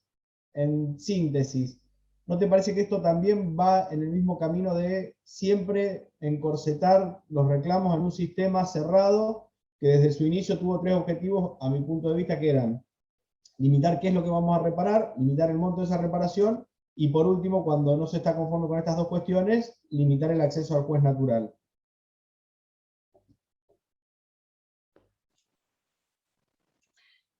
Sí, sin duda que la Corte ha ido retrocediendo, como bien vos lo decís, por cuestiones probatorias, eso es verdad.